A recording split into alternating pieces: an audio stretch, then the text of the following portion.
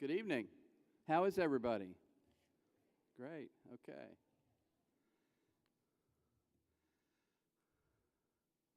Welcome. My name is Mike Denham, and I'm delighted to be able to welcome you to our final program in this year's Florida Lecture Series, produced by the Lawton Chiles Center for Florida History. Tonight's program is generously sponsored by the Lilly Brown Law Firm.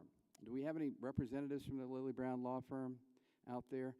I'm not sure. Kent Lilly is really tied up. He was going to be here, but unfortunately he's not able to be with us tonight. It's been a great year. It's been a great year, beginning with Anne McCutcheon's portrayal of Marjorie Kinnan Rollins, and concluding tonight, of course, with our special guest. I want to thank all of you that have supported us with your attendance and donations this year, and it's your donations that allow us to keep bringing these programs to our community free of charge. We're already preparing for next year's series, and if you are not on our mailing list, that is bricks and mortar mailing list, your mailing address, make sure to leave your name and address with me or my secretary Isabel, who's out in the lobby, so that we can get you on there. Many of you are also, of course, on our email list, and you get email blasts from time to time about programs. Before I introduce tonight's special guests, I want to mention two of those upcoming programs that you may be interested in, basically from our friends, not sponsored so much by the Center for Florida History, but by organizations in town. On Wednesday next week, April 3rd, Platform Art will host two speakers from the Key Museum. Sorry about that. That, of course, is the Museum of the Seminoles in Big Cypress. Tara Backhouse, who is the curator of that museum, will present pieces of history, the Seminole story as told through the museum collections. That'll be a really interesting program. And that program will be at 5:30 at the Elks Lodge on Hardin Boulevard, 4529 Hardin Boulevard, and that will be free and open to the public. So if you're interested in the Seminole peoples and their material, that will be an interesting program for you. Then, yes, the emails will be going out tomorrow for that one, and then for the next one as well next week. Then on April 10th at 2 o'clock, at the Hollis Room, we'll welcome Holocaust scholar Christopher R. Browning. Professor Browning is Frank Porter Graham Professor Emeritus of History at the University of North Carolina at Chapel Hill, and his program is entitled Holocaust Perpetrator Studies in a 30-Year Retrospective of Ordinary Men, which is his famous book, Ordinary Men, Reserve Police Battalion 101, and the Final Solution in Poland. And the reason we are able to get Professor Browning, of course, is because of my colleague who studied under him at University of North Carolina, and that's Richard Plavnieks. Richards, are you anywhere in the audience? If you are, well, be recognized. And we're really looking forward to that very important program. Both of those programs are free and open to the public. Now, I'm delighted to introduce our special guest, one of America's premier historians, public intellectuals, and commentators. Douglas Brinkley is here with us again tonight. His aim tonight is to share the Florida aspects of his latest book, Silent Spring: John F. Kennedy, Rachel Carson, Lyndon Johnson, Richard Nixon, and the Great Environmental Awakening, which was published 2 years ago.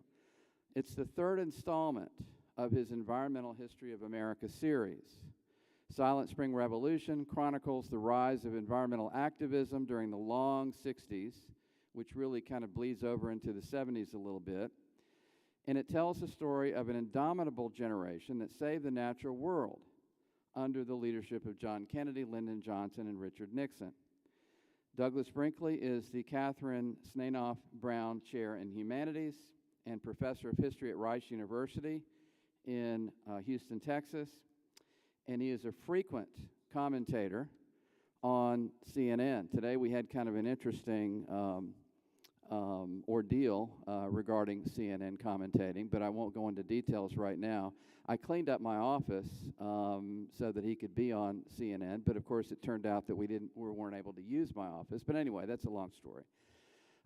He is also New York Times bestselling author, Before Silent Spring Revolution. His two previous works on the America's environmental movement were Wilderness Warrior, Theodore Roosevelt and the Crusade for America, which he gave a talk here in 2010 on. And also the next one, Rightful Heritage, Franklin D. Roosevelt and the Land of America. His more than 30 books have covered such subjects as the D-Day invasion, Jimmy Carter, Ronald Reagan, the Nixon Tapes, Hurricane Katrina, Rosa Parks, Walter Cronkite, and JFK and the Space Race. And I want to kind of mention this book. This is a marvelous book. It's called American Moonshot, John F. Kennedy and the Great Space Race, in which he tells about the excitement of the 1960s and the race to get to the moon. It's a beautiful, beautiful book available outside. Since visiting us for the first time in 2010, Doug has been a great friend of mine and a friend of the Lawton Childs Center for Florida History. And tonight I want to thank him personally for his support over the years. And ladies and gentlemen, please join me in welcoming Doug Brinkley to our stage.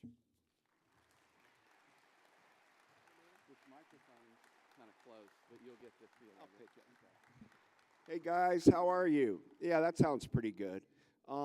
It's great to be here, and Mike is a friend in the trenches of U.S. history, Florida history, and so much more.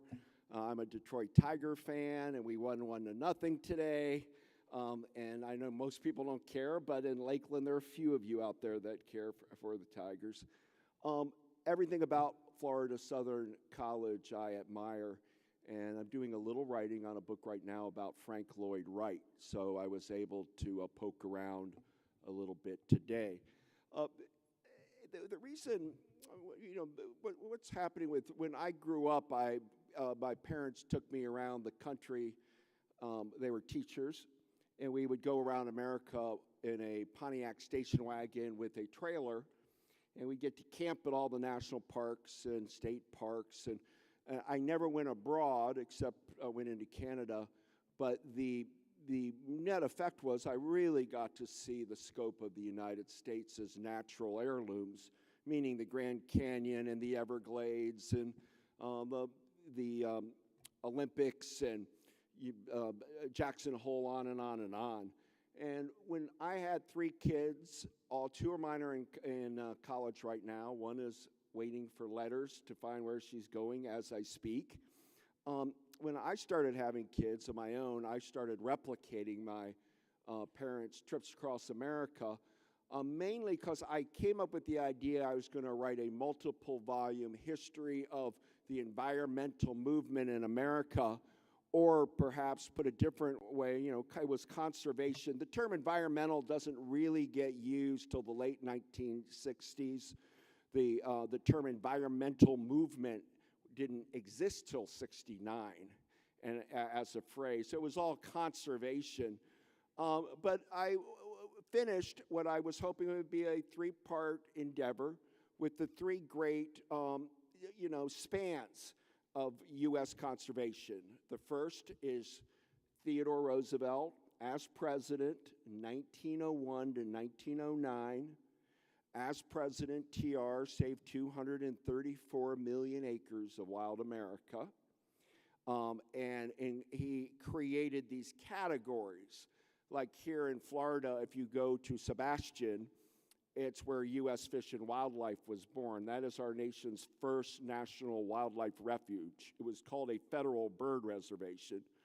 But they were going to, people down here in Florida, some of you invariably know, at around 1901 to 09, there was a feathers war going on in Florida, because in fashion, everybody wanted an ornamental feather of either an egret or a spoonbill or something. All women coming tonight would have worn a bonnet, and with an ornamental feather in it. And it was slaughtering the bird life. I mean, migratory birds demands federal attention.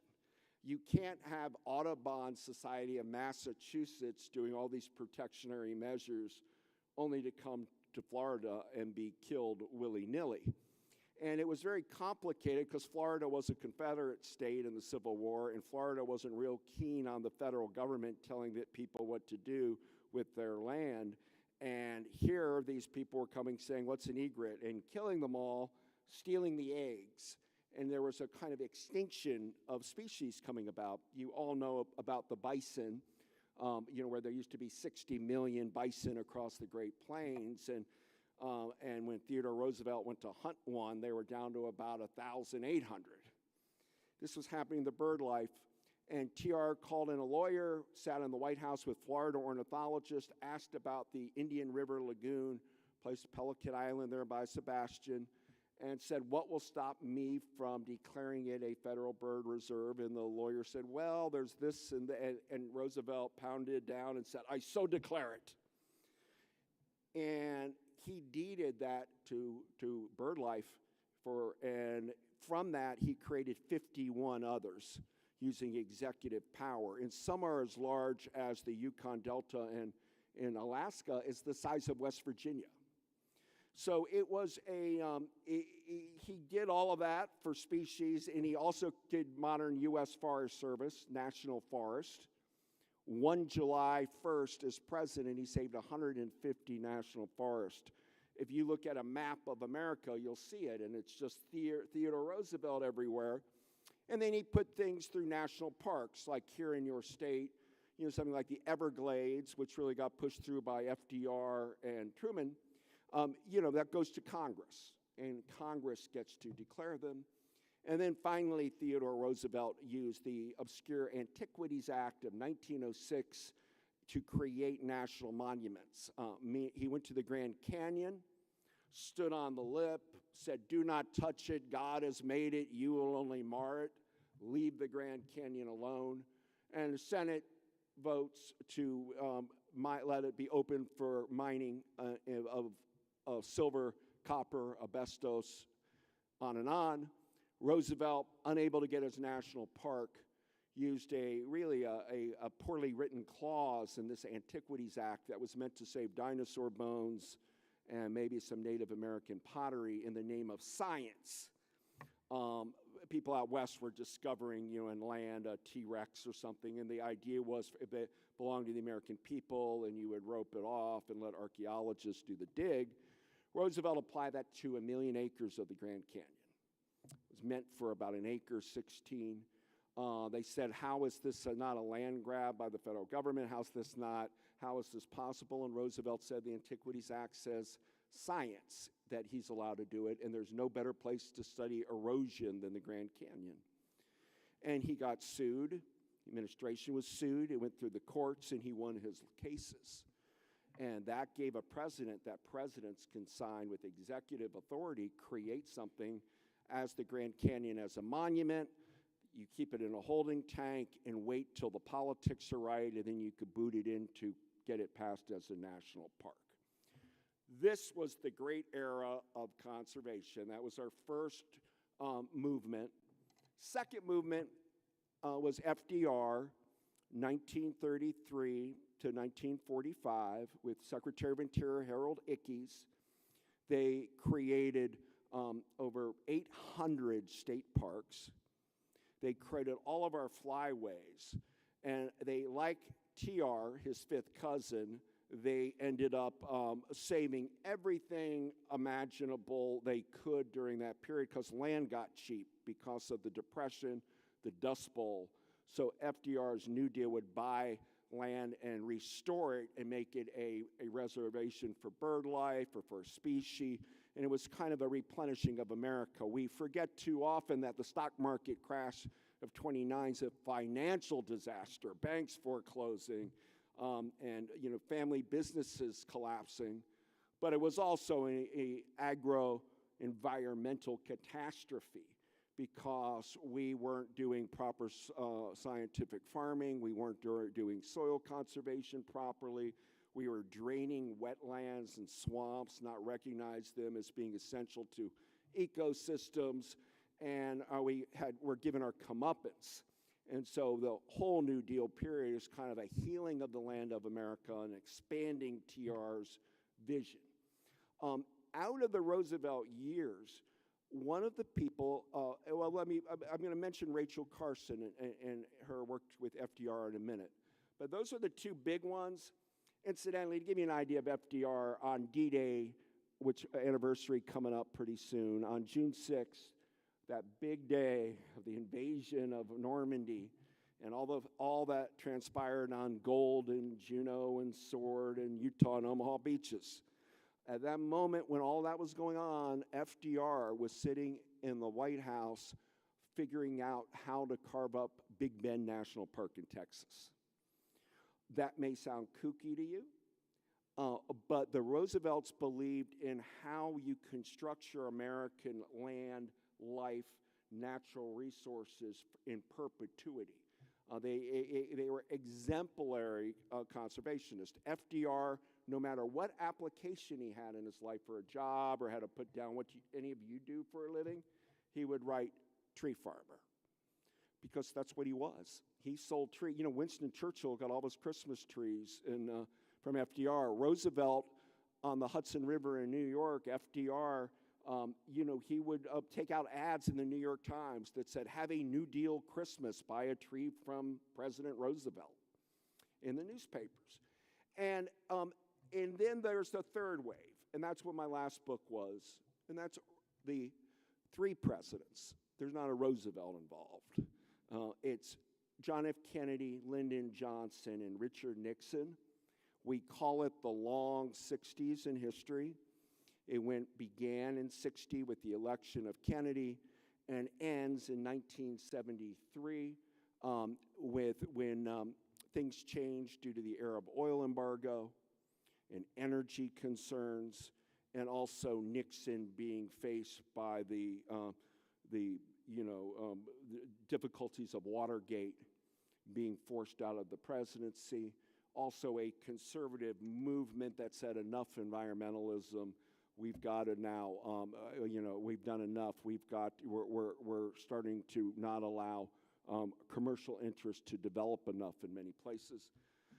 I would have loved to have written that third book on the three presidents and begin it in 1960. But the truth of the matter is that third revolutionary wave, began in World War II, and it began at Hiroshima and Nagasaki, because the beginning of a nuclear world ended the war, but it shocked people. What does this mean? What does this foretell for all of us as human beings? We're entering a new atomic age.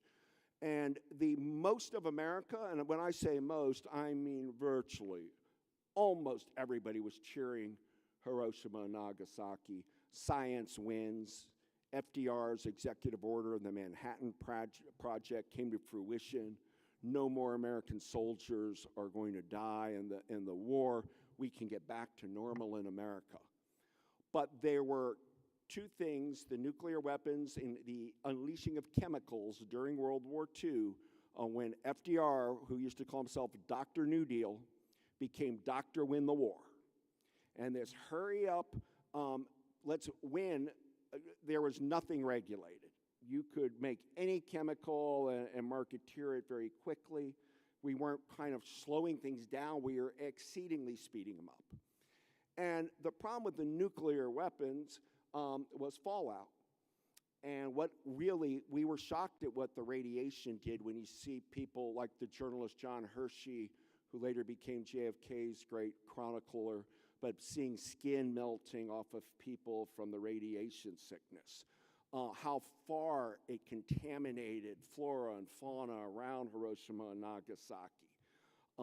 There were a few dissenters when Hiroshima was dropped, and they all have roles to play in the so-called 60s environmental movement in a roundabout way. The most important critic was William O. Douglas. Douglas was in 1937, FDR had appointed him to the Supreme Court. Douglas was the youngest Supreme Court justice in U.S. history, and he served the longest in U.S. history. He was from Yakima, Washington. He grew up poor. He went to Whitman College. He hoboed around the country like Woody Guthrie or Jack London, vagabond. He went to Columbia Law and became a legal phenom. And he was hired by Joseph Kennedy, John F. Kennedy's father, to through FDR, to be the lawyer busting fake bankruptcy and corporate corruption on Wall Street during the Great Depression. Killer lawyer, Douglas. Genius. Blue, blazing laser eyes. He was a mountain climbing fanatic, climbed all of the top peaks, fly fished everywhere, would camp out for days. And Roosevelt loved him because he drank with him and they played poker. And when they played poker with FDR, Douglas always won and impressed FDR, that cunning of this young guy from Washington State. And FDR, I'm sure all of you hear about or remember, you all know FDR won in 1932. And you know he won again in 1936. But do you remember what happened after FDR won in 36? He tried to pack the Supreme Court. We have 9 Supreme Court justices. And Roosevelt thought it was too conservative, and he tried to add 6 justices that were rubber stamped for liberal politics. That's hubris. He didn't just daydream about this over a drink. He went to execute it. And he got shot down by conservative Southern Democrats and never got to pack the court. But his revenge was when a spot opened, he got William O. Douglas at 37 years old on the Supreme Court. The most advanced, but in many ways far-reaching, you could even say radical environmental thinker of modern times, certainly in a political and legal realm. And Douglas is a one-man clearinghouse for all environmental politics at the Supreme Court. Meaning, guys, the Environmental Protection Agency wasn't created till 1970. There is no Clean Air Act, Clean Water Act. There's no ecological consciousness in Florida about, a vanishing species. But if that was your thing, if that was your ballywick, you would try to get a letter to Bill Douglas. His office was like a one-person clearinghouse for Audubon Society, Sierra Club, and zoological societies, ornithologies. He ran it, and he would keep track through his own people around the country. And one of the people that Douglas admired in World War II was Rachel Carson. The reason I started mentioning Douglas now is he was livid that Truman dropped the second bomb on Nagasaki because it was the civilian center. He would have been president. FDR in 1942 had 2 names on a note card. He never went to the convention in 44. The war was on FDR. It was in Chicago. He told the Democratic Party 2 people that I'll run with. First, William O. Douglas. Second, Harry Truman. And when it got to Chicago, it got reversed, and Truman got pushed because the corporate entities of the Democratic Party loved Truman, and they did not trust Douglas. History would have been different because Douglas would not have dropped the second bomb on Japan, and maybe it would have advised against the first if he knew about it. But Douglas loved a woman named Rachel Carson. Rachel Carson was born in Springdale, Pennsylvania, along the Allegheny River. She had a penchant for the outdoor world. As a girl, she collected birds' nests and bird watching and, would collect fossils found along the river, the whole bit. And by the time she went to Chapman University, which is a women's school in Pittsburgh for college, she was lucky to stumble upon a professor who said to Rachel, "You got 2 great gifts. You write so well." Rachel Carson, as a child, was getting articles published in children's magazines, like St. Nicholas Magazine and these like that. And you have a great science mind. Combine them. Humanities and STEM in today's world. Put them together and go forward. And she coached and encouraged Rachel. And then Rachel Carson got a scholarship to go to Woods Hole. I don't know how many of you know about Woods Hole, and today, due to every major university has these marine stations, University of Miami's Marine, or University of Texas, or University of Washington. It's a robust field, ocean science or oceanography. But in the days of the 1930s, if you can get to Woods Hole, Massachusetts, which was down the road from the Kennedys' home in Hyannisport, there was a brick library filled with every book about marine life, about ecosystems, about about crabs and eels and everything there. Plus trawlers would come in, and she had never seen an ocean before. She was brought up inland in western Pennsylvania, and she fell under the spell of the Atlantic and devoted her career in life to being a promoter of ocean conservation, seashore life, and wrote like an angel these incredible books. She worked in the war effort, going on radio and writing scripts about shad populations, fish stocks, what's going on with shrimping or oyster bed poisoning or whatever.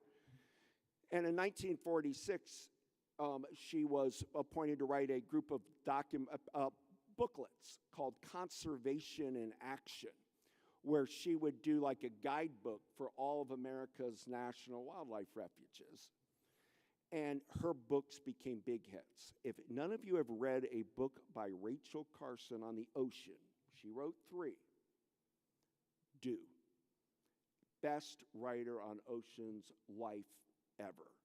I'm not saying this with hyperbole. She is like considered in the category of Henry David Thoreau or Willa Cather or whatever, one of the great writers ever. And she wrote some about Florida on coastal. And so, but the big thing is her books became big bestsellers. #1, New York Times, Rachel Carson. More in Florida now, people will talk about Captiva and Sanibel and Anne Morrow and Lindbergh Morrow and the Seashells. At the same time, she wrote that one book as bestseller.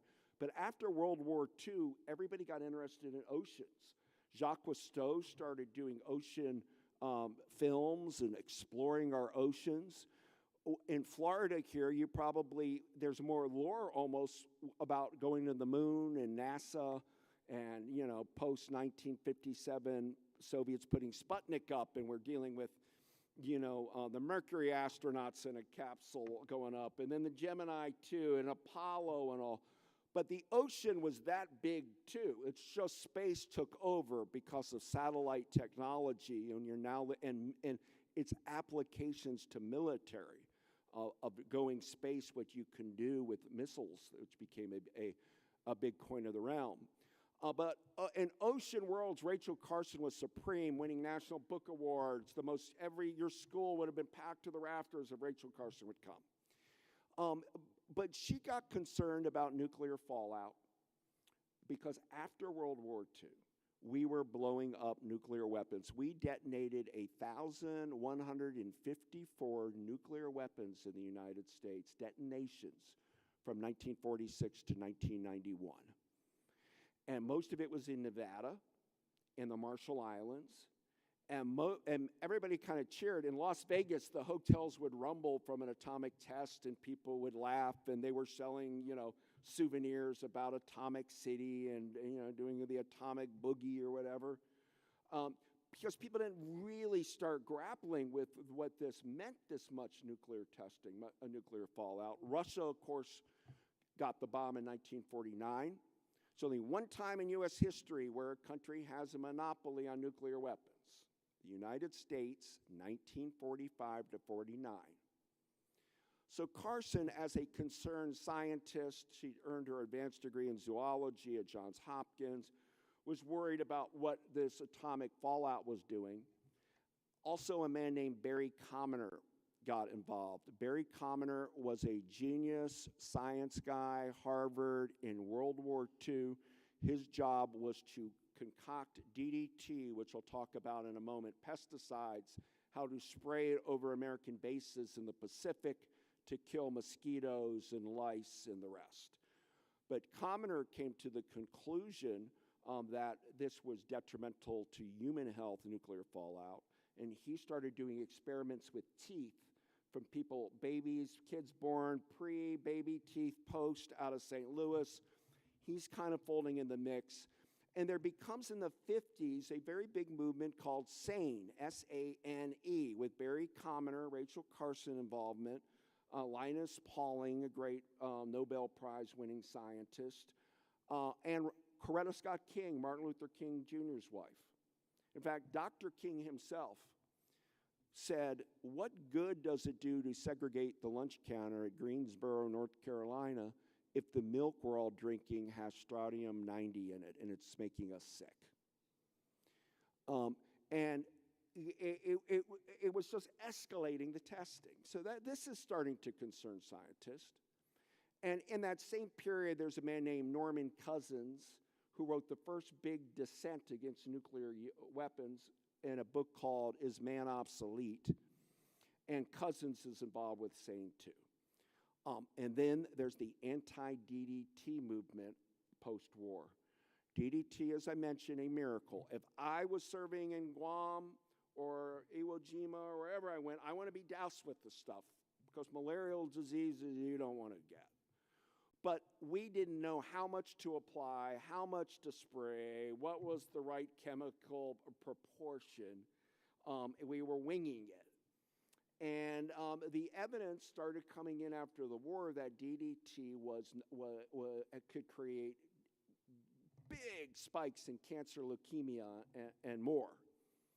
Do you guys realize here in the South there are pockets where they spray DDT from agricultural crop plains everywhere? I could do Florida because I know a couple, but this might carry a more of a wallop. You know, Jimmy Carter is 99 years old, living in Plains, Georgia, born we're hoping he makes it to 100, March 1, 1924. Let's hope he gets there. His wife died. But do you realize when he was born in 24, he left to go to the Naval Academy in Annapolis for college and then went all over the world in the Navy. It's the longest serving military career of any president. He served that long and the only president out of the Naval Academy.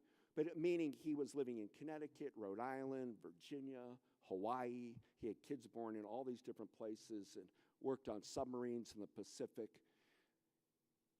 While he was gone, after World War II, he didn't come back to Plains to 53, 54 when his father died. Everybody there in his family contracted pancreatic cancer. His father died of pancreatic cancer. His mother, Miss Lillian, died of pancreatic cancer. His sister Ruth died of pancreatic cancer. His sister Gloria died of pancreatic cancer. His brother Billy died of pancreatic cancer. It was a bad zone because the plights that would play it could overspray it and it wasn't regulated in any way. And so this is what Carson is worried about. This is what Barry Commoner is worried about, that DDT isn't being federally regulated and people are just spraying these pesticides. But she didn't damage her reputation as an ocean speaker. That was her bread and butter. But in the late 1950s, a woman named Marjorie Spock comes to the forefront. Now, young people here, students can be forgiven for never knowing this name. People of a certain age, they'll immediately ring a bell, but they probably haven't heard the name for a long time. Dr. Benjamin Spock. He was a baby doctor. Well, Dr. Spock had a sister named Marjorie. And Marjorie lived in Suffolk County, New York on Long Island. And Marjorie had a huge piece of property, acreage, that she was being an organic farmer. And she sues because Suffolk County Mosquito Control and the U.S. Department of Agriculture kept crop spraying pesticides over her property, thereby taking away her ability to be an organic farmer. Any of you interested in law, some of you might be lawyers, it's by nature, fascinating question. How what is the rights above your property, and what if it comes down, and so it did make its way to the Supreme Court. And Marjorie Spock, as an activist type, generated all of this paperwork, obviously for a big Supreme Court case, and that she lost. She lost her case, but in it she gave Rachel Carson, the writer, all of her science and information she gathered for her case. And William O. Douglas wrote an article in Reader's Digest when it used to matter and reached a lot of people, publishing his dissent and saying we must regulate pesticides. DDT is bad for human health, and did the whole wallop. And in the wake of that, in 1960, you started getting a movement, a warning about these pesticides. And at the same time, John F. Kennedy is running, as we mentioned, for president in 1960. John F. Kennedy was not by nature conservation or environmental oriented per se. William O. Douglas used to say to young Jack, the problem with you, Jack, is that you've never slept on the ground. And Kennedy, once he became a U.S. Senator, was more of a show horse than a workhorse. Meaning he wasn't a big, gin out the legislation guy. But Douglas got to him because he was a great family friend and said, Jack, you got to pick something. And they decided on seashore preservation, which was Rachel Carson's thing. And Kennedy starts because he loved sailing up in Cape Cod. He loved going to Palm Beach in Florida, and he's an Atlantic Ocean person, and it made sense. And we were trying to save parts of the ocean fronts of America from private real estate so it could be public beaches. It's called Our Vanishing Shorelines in the 50s, and Kennedy becomes part of it. And when he gets elected president on that front, Kennedy really lives up to it. He saved Cape Cod National Seashore. Hard to do. Jimmy Carter could save 1 million acres of the Brooks Range with an executive order in Alaska, but it's just rock mountains and nobody wants in. So you can look good acreage, 1 million acres of the Brooks Range in Alaska. Try saving, as you know, in Florida, a big hunk of seashore like Cape Cod as a national park, and you're in for some wicked battles with communities, residents, commercial interest. He got Cape Cod National Seashore done. He did Padre Island National Seashore, Kennedy, in Texas, massive one, and Point Reyes, Marin County, California. These are high-stakes things Kennedy did. Then he started the idea of national lake shores. We were treating the Great Lakes like nothing special, and Kennedy, followed by LBJ, started creating national lake shores, meaning saving the Apostle Islands in Wisconsin, or Picture Rock in Michigan, or the dunes in Indiana dunes, and on, giving the Midwest some love, saying some of this upper Midwest is the most spectacular scenery in America. Outdoor recreation could be a big economic engine. So this is all what's part of what Jack Kennedy's presidency was. Meanwhile, Rachel Carson's starting to write the book Silent Spring. And she's writing it in the late 50s, and she turns it in early 1962, January.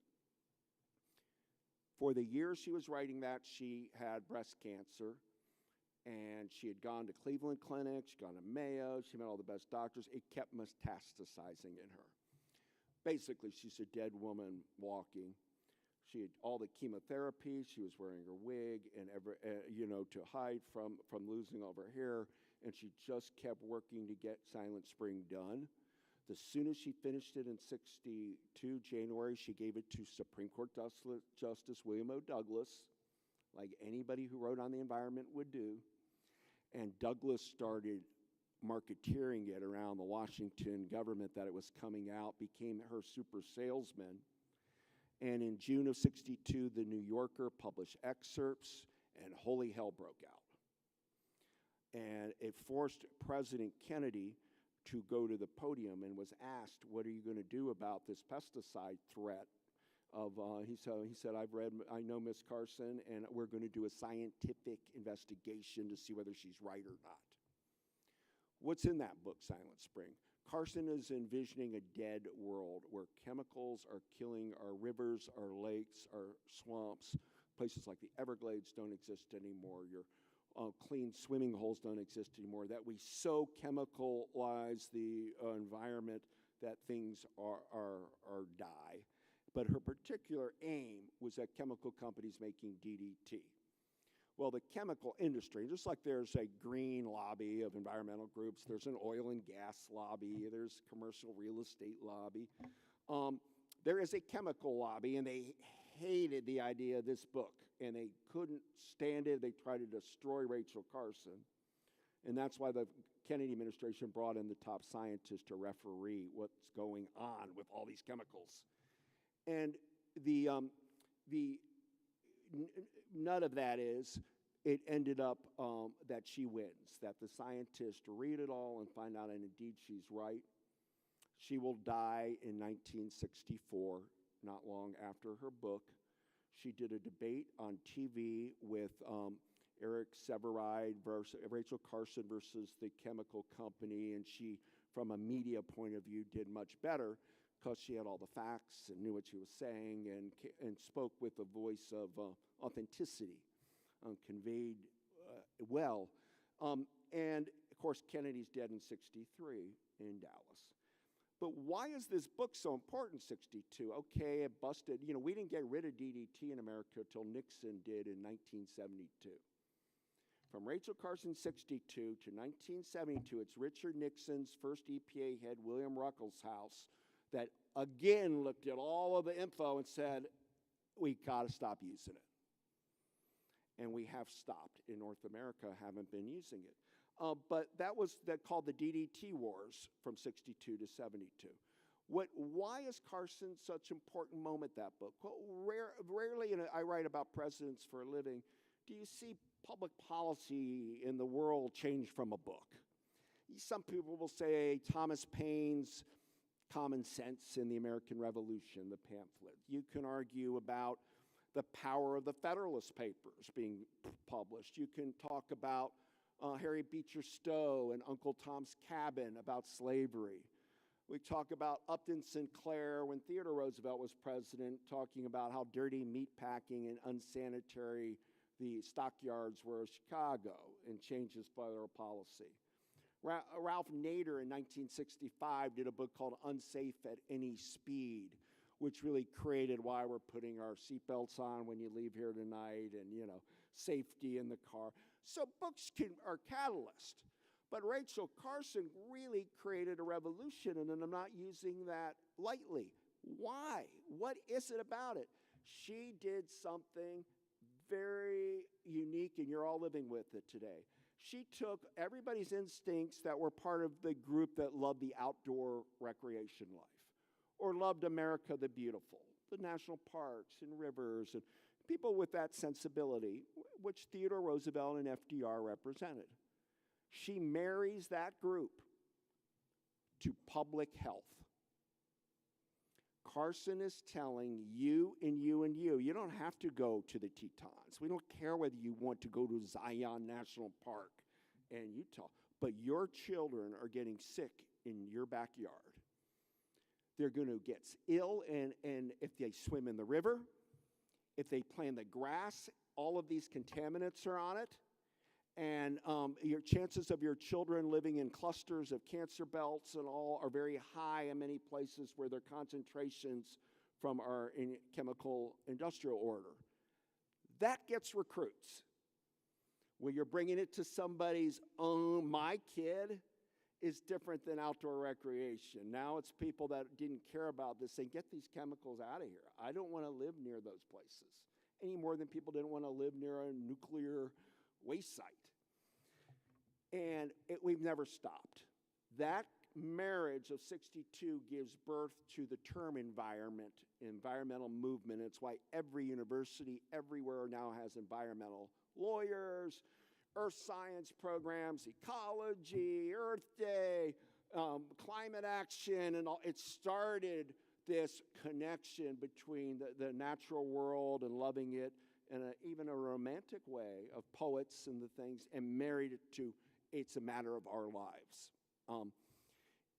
In 1967, the big moment of where Carsonism took hold was a group called Environmental Defense Fund, EDF, and they had one slogan called "Sue the Bastards." And they were based in Stony Brook, Long Island. One was a doctor, one was, a anthropologist, one was a lawyer. It was just a citizens group living there. And it started, they developed that we will go to communities. Let's say if Lakeland was spraying DDT, and we're going to do class action suits against the city of Lakeland for spraying it. And they started places like Wisconsin, Princeton University, Connecticut, Wisconsin. And some people started saying, you know what, can't we, at city council meetings, do we have to be using these chemicals? Is there another way to control insects? And we don't feel like being bad press about being a poison city of Madison, Wisconsin. Let's just settle with these guys and find an alternative. That started happening a lot. And hence, environmental law gets to be very, very fierce because of the Carson effect. Clean air. Guys, the clean air movement is really born in Donora, Pennsylvania, 1948, with Rachel Carson's home state, and her friend became a big leader of getting us Clean Air Act. But the whole town of Donora, along the Allegheny River, where Carson was from, got trapped in the heat from the factories, and the entire town either died or got rushed to a hospital. And that's where the word smog gets popularized. If you went today to Donora, Pennsylvania, you can go to the History of Smog Museum. But legislation takes time. You don't snap your fingers, and clean air started working away. And many people were scared of it because it demanded, like those migratory birds I told you, a federal standard. If one state has a lenient air laws and the other state doesn't, air doesn't know the border. So it kind of screamed for federal activity. And it finally gets done, the first Clean Air Act, December 1963, in the wake of Kennedy's death, the first Clean Air Act, and it went after stationary pollution. Factories polluting, they were going to have standards of how much they could put into the air. What they didn't get done was automobiles. The lobby was too fierce, but they got half the equation done. The second Clean Air Act does not happen until 1970 when Richard Nixon is the leader of it. And gets the Clean Air Act done. And so today, that's what we're living on, are the Clean Air Acts of 63 and 70. The other thing, Lyndon Johnson, when he came in, nobody knew whether he'd be a conservationist, what he thought. It was nothing in his portfolio that pointed to an enviro guy in LBJ. Yet he was a rancher. And I can ask all of you, the great writer Henry David Thoreau, who wrote Walden, one of the great books, who lived, those 2 years on the pond in Massachusetts. You can ask each of you, what's your Walden Pond? What place in your life in the natural world speaks to you the most? Do you have one? Your grandmother's ranch, fishing camp, a place that a park you went to? What's like when you close your eyes, just think about your best experiences in nature, where would it be? And Kennedy's, as I mentioned, Cape Cod, and LBJ's the Pedernales River in Texas, and it is a beautiful river in the hill country, and he knew it back and forth, and he had read a book by a man named John Graves called Goodbye to a River, about what damming did to ruin the Blanco River in Texas. And he comes in with the martyred Kennedy and with his wife. If he wasn't an environmentalist, his wife, Lady Bird, was. And she grew up in the Big Thicket area, Louisiana-Texas border, Spanish moss, alligators, some of the scenery in Florida you can find. It's replicable in many ways in that little, in the Big Thicket. And she went to University of Texas, became deeply ardent, what you might call her a women's club activist on nature, Arbor Day, not heavy, but it was part of who she was. And the combo of Lyndon and Lady Bird accomplished a lot in the 60s. It gets overshadowed by civil rights. It gets overshadowed particularly by Vietnam. One thing Johnson does in 1964 is he does a Wilderness Act. And in case you're not aware, with a capital W, we have vast acreage in America called wilderness where no roads are allowed to be built. As big as states, some of our wilderness areas. In the West, look at Montana, the Bob Marshall Wilderness. Look in Alaska, look in Idaho. No roads, because the thought was roads are what brings human imprint. If you could not only allow hikers, people walking through, you can have these wilderness areas and keep a kind of frontier value going.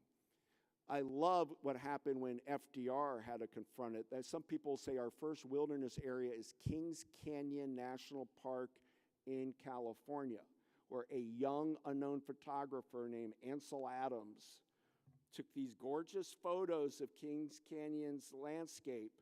And Eleanor Roosevelt used to tell people in that field of preservation, if you want Franklin to save something, bring the pretty pictures. And there were the photos of Ansel Adams, and the idea that was to have it as a wilderness with zero roads. And Roosevelt looked at all the pictures, said, "Oh my God, they're awesome," da da da da da, and then said, "You know what? I'll never get to see any of that," because he was in a wheelchair. And if you don't have roads, you don't have lookout places to park or drive or scenic views. Like, I can't go backpacking in it. So because I'm disabled, I'll never get to experience all of that minus roads. And then he said, let's do it. And we did, as a national park, Kings Canyon, this whole part of California without roads. But in 1964, he got codified, it became law under the Wilderness Act. 9.1 million acres that LBJ did.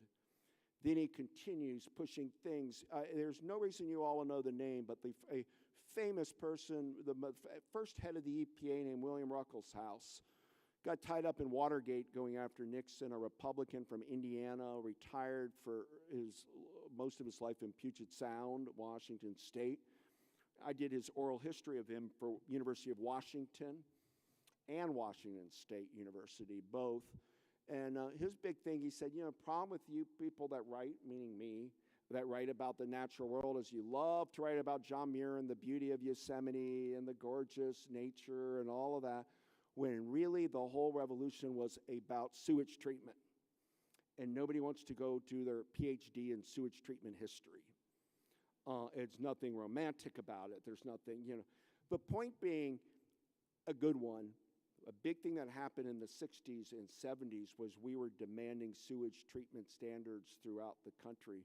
And early EPA, Ruckelshaus, went after Atlanta, said, we're going to bust you, shut you down if you don't keep dumping this untreated waste into the Chattahoochee River.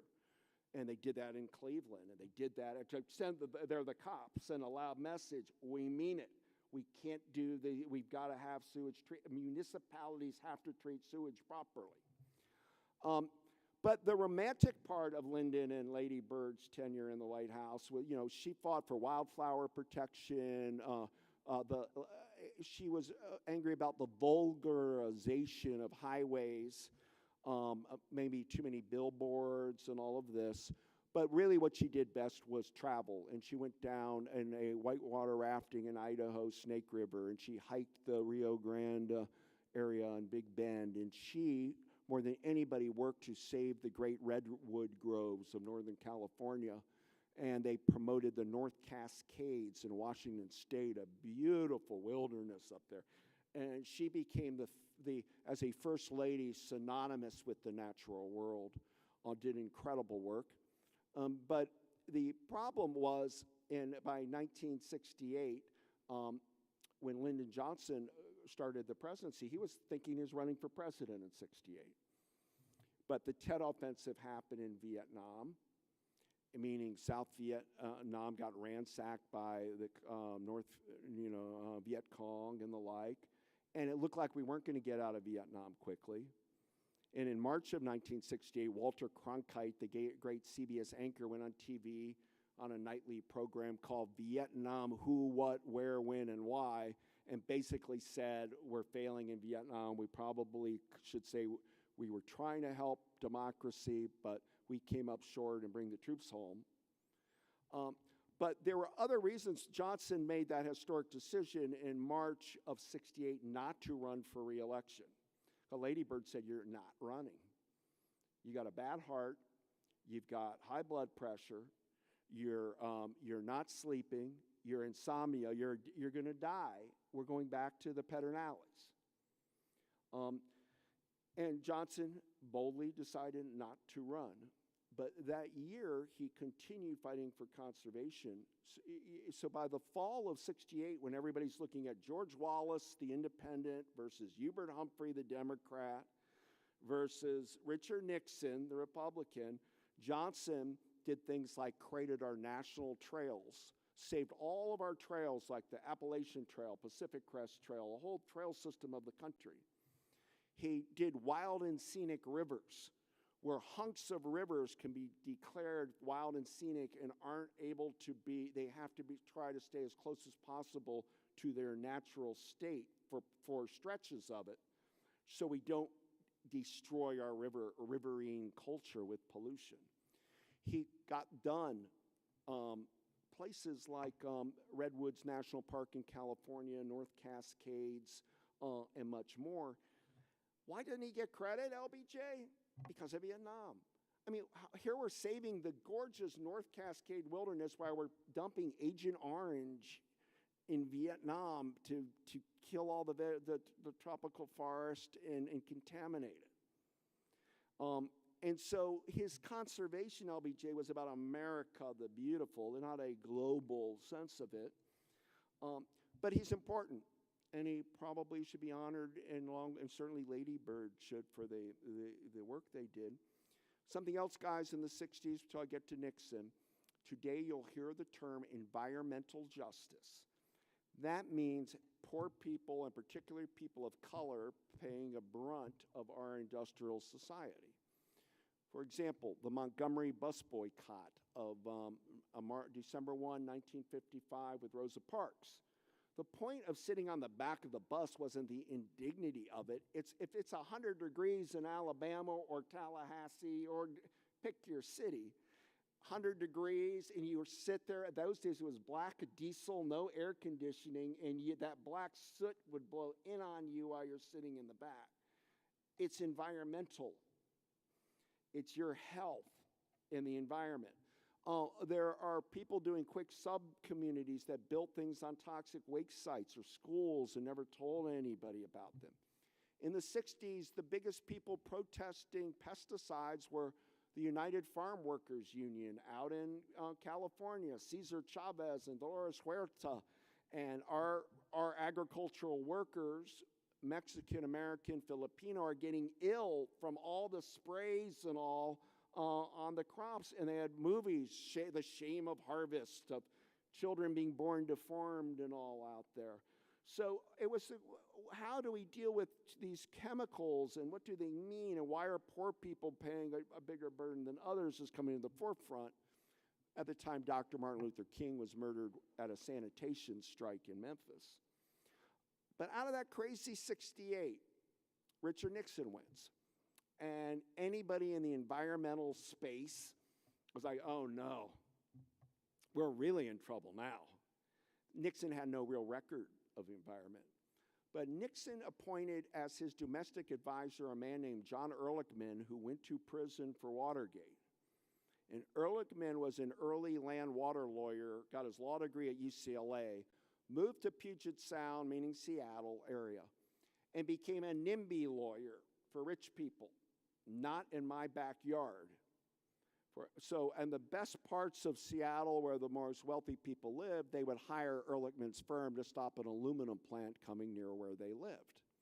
Now, that might be NIMBY environmentalism, but it's a form of protection, but it's about where I live. Build that somewhere else, but not in our neighborhood.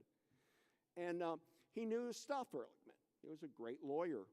And he handled all the questions on the campaign, and Nixon said, I want nothing to do with this environmental stuff. John, you deal with it. I have other things, foreign policy, China, Russia, And lo and behold, Nixon is president days, I think it's 6 days, when the Santa Barbara oil spill happens.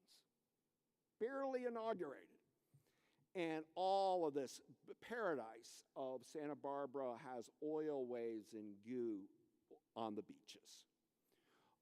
The Santa Barbara oil spill was color TV. The nightly news stayed black and white till 1967.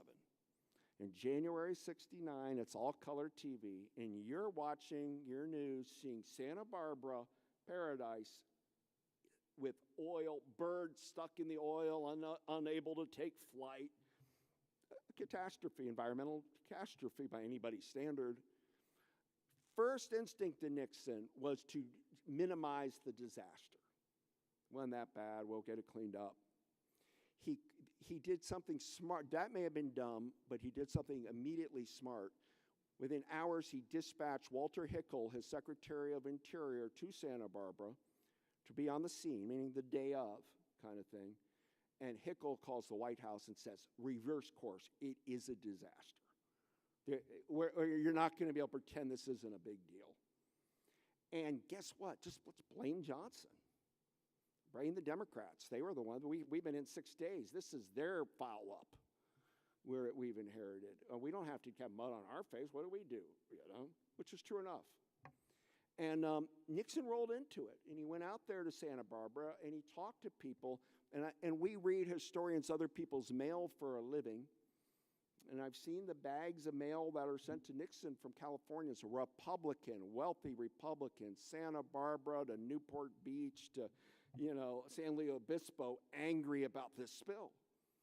Meaning, it was Republicans were angry about it. His people, his donors.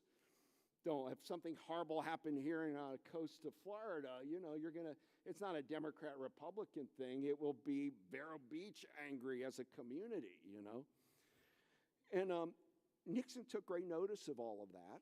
And then that summer of 69, his big thing was Neil Armstrong, Buzz Aldrin, going to the moon, Apollo 11. And it stunned Nixon that in the midst of all of that importance, there is Time magazine, which mattered mightily back then, Time putting the Cuyahoga River on fire in Ohio as the major story. They did a whole bit on dirty rivers, rivers on fire, and that caught Nixon's attention. And it was Lake Erie was almost dead. Dr. Seuss in the Lorax writes about smeary Lake Erie, and the fish life was dying. And then cut to the fall of 69, Gaylord Nelson, a U.S. senator from Wisconsin, a Democrat who's kind of a canoer, wilderness guy, who is considered the father of the Apostle Islands National Park in northern Wisconsin, 22 pristine islands there.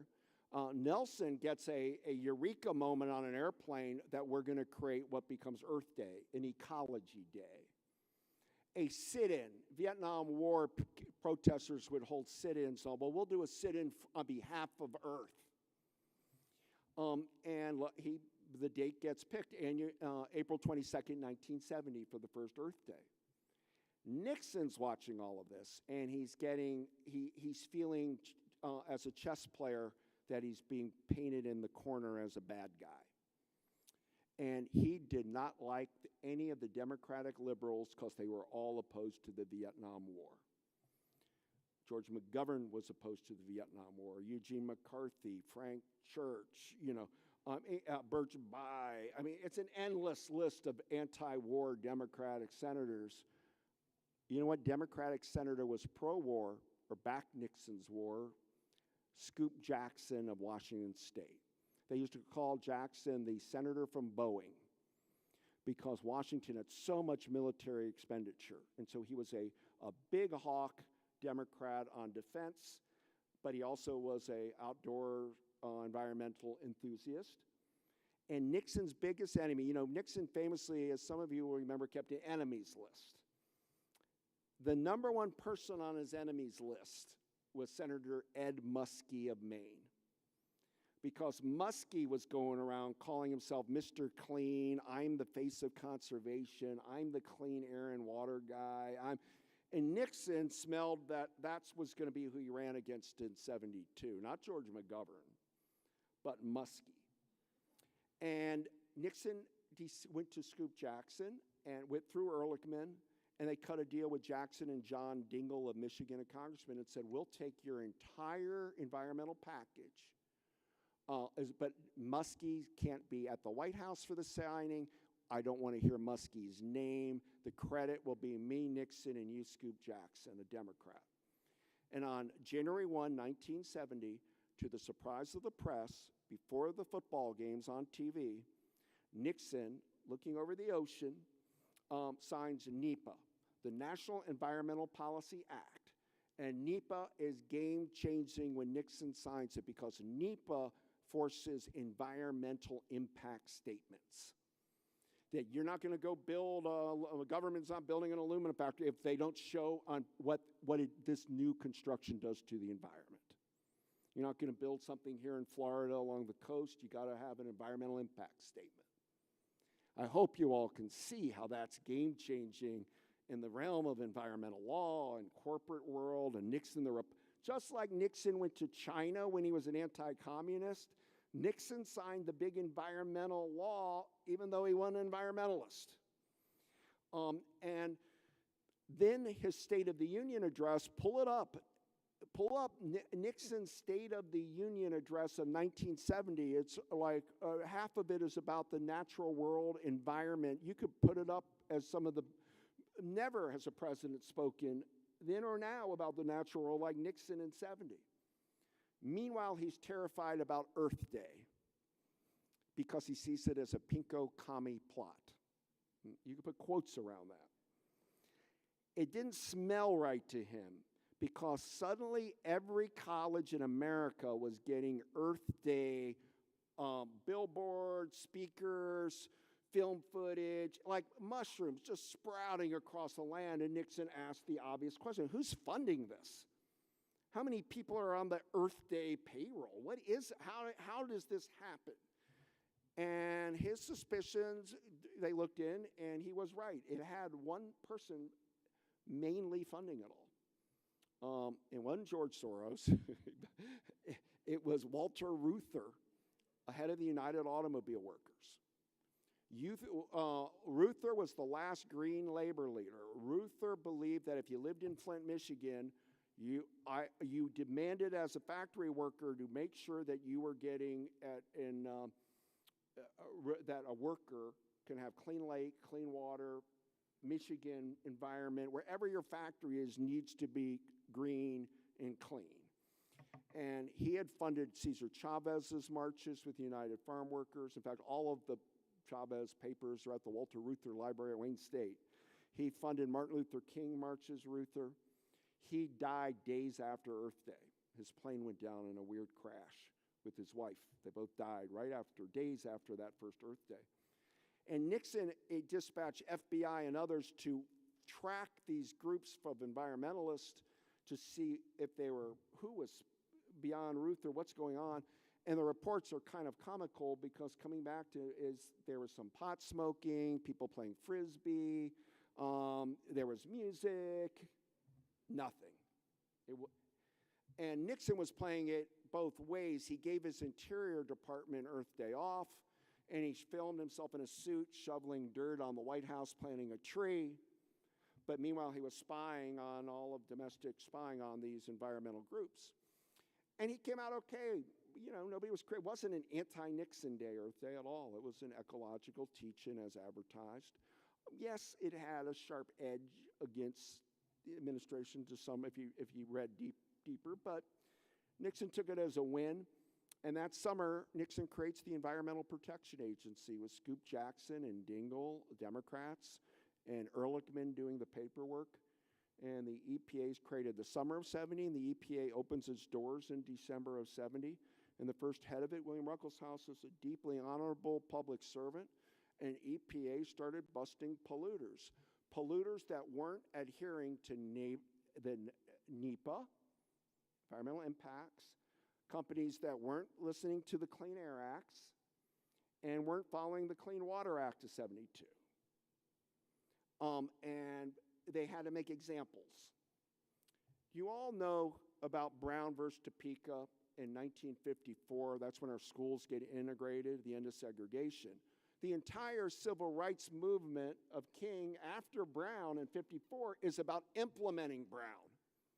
The federal government says you're not allowed to have, there is no more separate but equal. You have to integrate.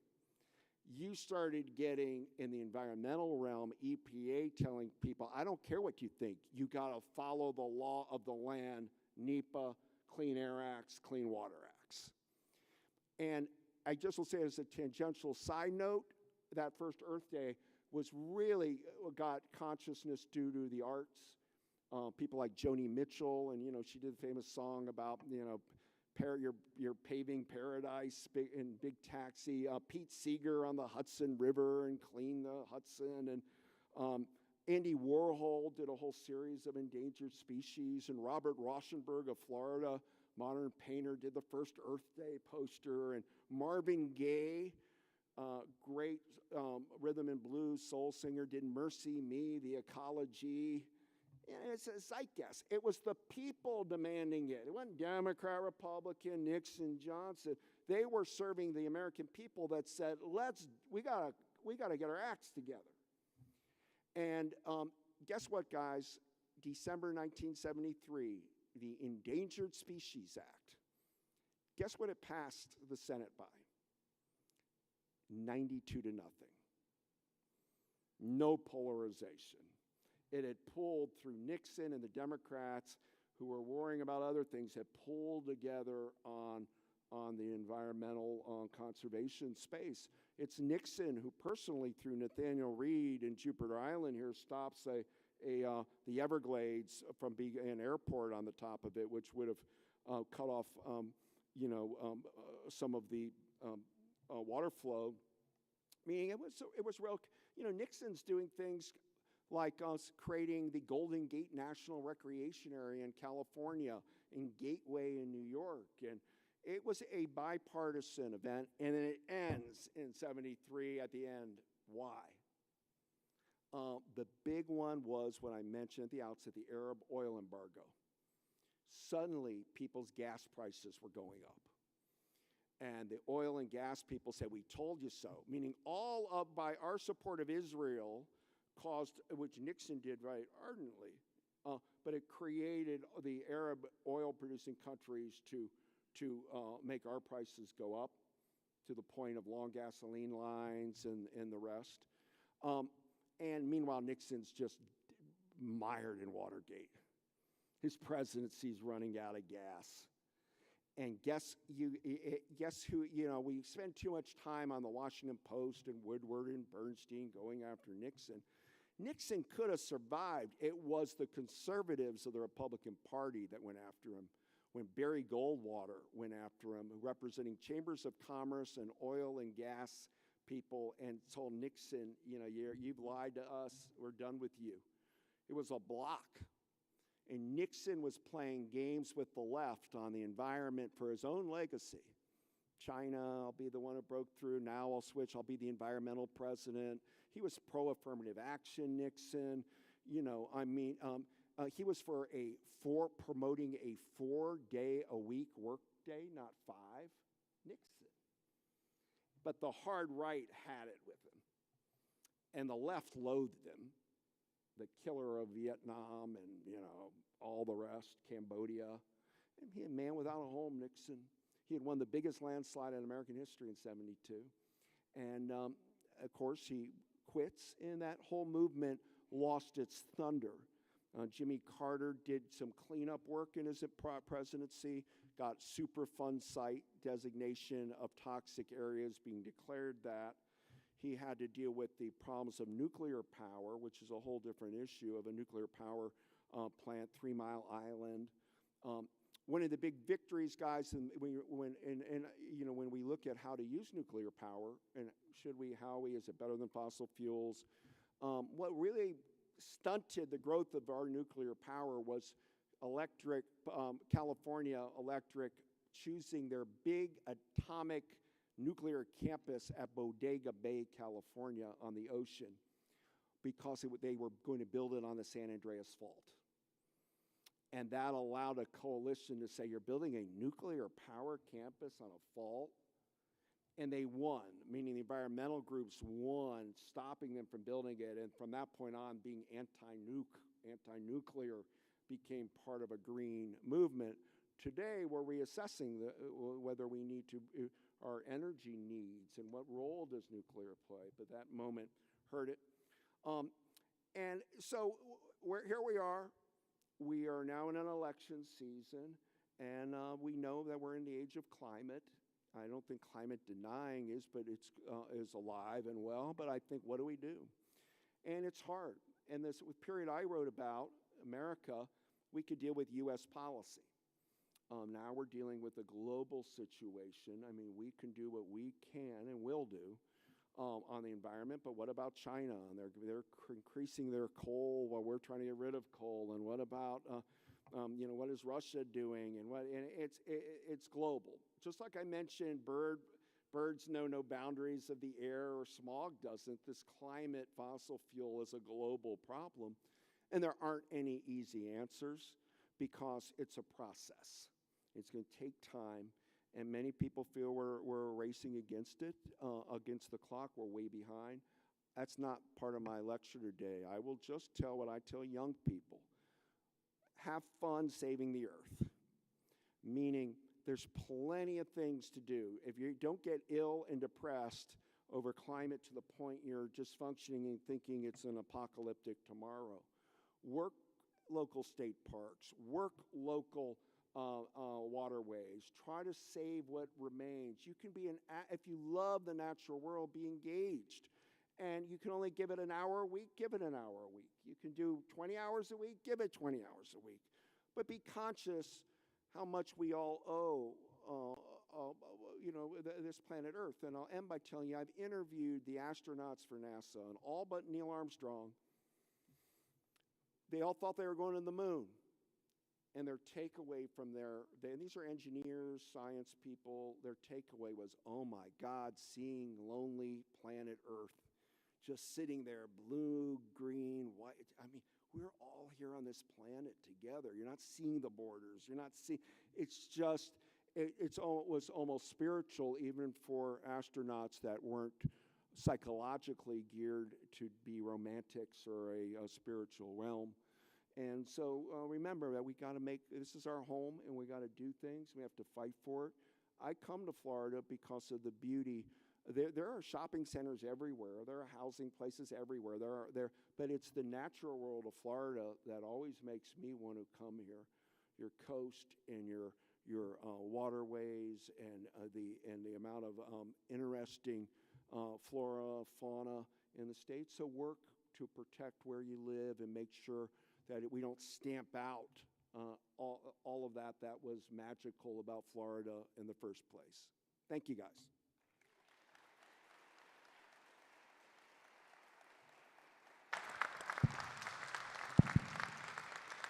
Well, thank you very much, Doug. We appreciate it. We have time for a few questions. If there's anybody that I'm sure also, we're going to have. I'm out by the book table. If you want to have a more detailed talk, I'm more than willing to do that.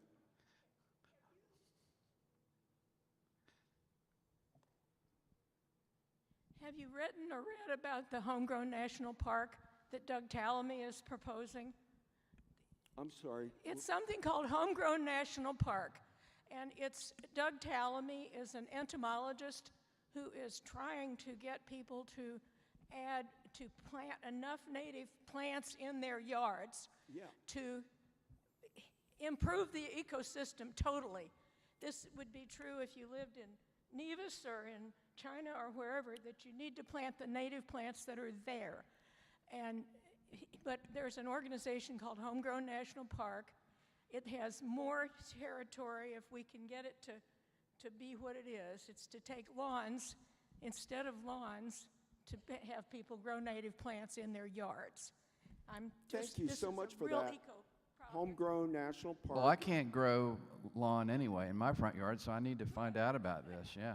I was last evening in Gainesville with a Pulitzer Prize-winning historian named Jack Davis, who wrote a book on the Gulf. Many of you remember Jack was here last year. Yeah, and he did Marjorie Stoneman Douglas, and he's really fixed up his entire property to as you're suggesting. So it is a very important, thank you for raising that, and I'd love to talk more with you.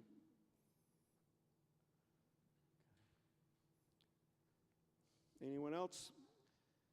I think there are a couple over there, a couple more, and then we'll talk afterwards.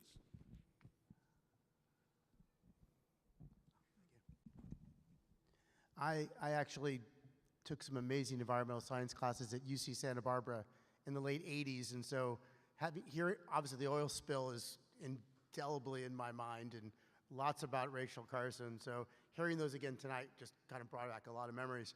But what's the possibility?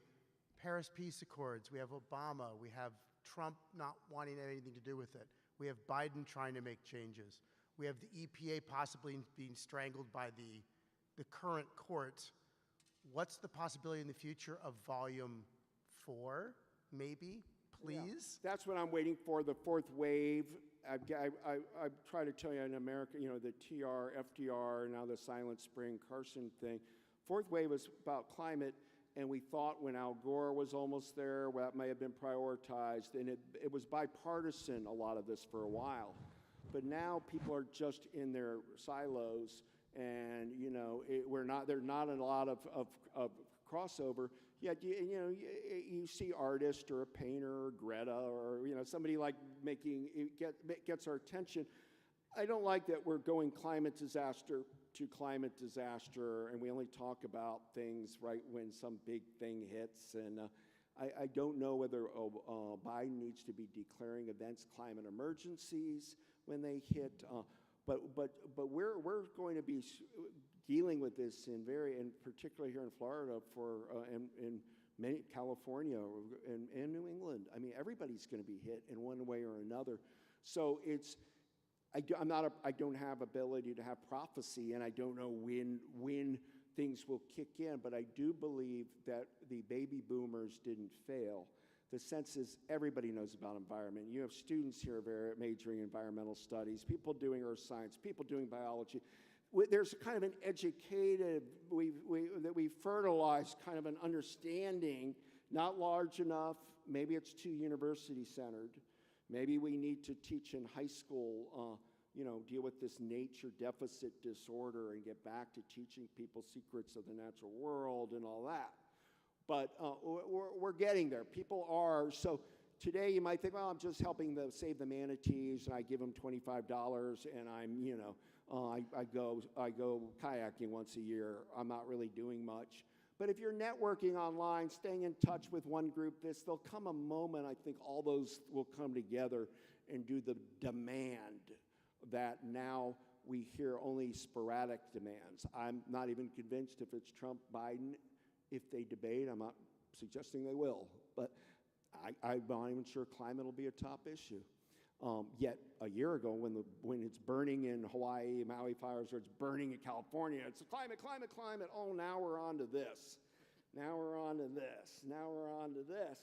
It has to come a moment where everybody says, no, this is it. And we're not there yet. And I think part of it is the electric vehicle front is made strides, but there's still people feeling uncertain about charging. Is the technology there? It's in a transition zone a lot right now. And so one can only do as much as you can do and stay engaged and just be grateful. I mean, I grew up Roman Catholic, so that's, if I feel blessed about beautiful scenery and air and water, and, and try to show some appreciation in my life to it, that don't take it for granted that we're just a throwaway society, and recognize the gorgeous sunsets of the Atlantic, and recognize the beauty of our bird species and the diversity of marine life you have in Florida. Just kind of lean into it with love and caring, stewardship, education, and we have to hope that at some point these will come together. And it might be we lead here, and the rest of the world is going to be forced to follow technologically. That we might be the first one off of fossil fuels, and other countries will have to follow our innovation and lead. But it's a tough year on it politically. So I've been reading your book, and what I'm trying to decipher is Jack Kennedy was contemplating signing the Limited Nuclear Test Ban Treaty. He had many advisors, but to what extent do you think Rachel Carson's warnings figured in or weighed in or influenced his opinion or his decision? Question. He said in 1963, because of this group I was telling you about, Rachel Carson, Coretta Scott King, there was a group called Women Strike for Peace named Dagmar Wilson. They were picketing in front of the White House, stop nuclear testing. Kennedy got real serious about it after the Cuban Missile Crisis. He created a hotline to Khrushchev, Nikita Khrushchev, and Norman Cousins, one of the founders of No Nuclear Testing, that literary guy I mentioned in the 50s, became a secret envoy for Kennedy. He would go through the Vatican and from the Vatican to meet Khrushchev, and they started negotiating what will become, by the summer of '63, the Nuclear Test Ban Treaty, which banned nuclear testing in the atmosphere and underwater. It's Kennedy's greatest achievement. It's seen as a thaw in Cold War tensions, but it's a great ecological achievement. And even now in the Ukraine going on, you don't see Russia yet testing or doing anything with nuclear weapons, because it's been a sacred pact between nuclear powers, Great Britain and Russia and the United States, not to nuclear test. And Carson is a big part of all that energy. The one loophole to that was underground testing was allowed. So we still test nuclear things underground, but it stops getting the atmosphere into our foodstuffs and livestock and wildlife and the rest. Meaning, it was an epic achievement by Jack Kennedy, and he deserves great credit for it, in my view. Thank you, guys.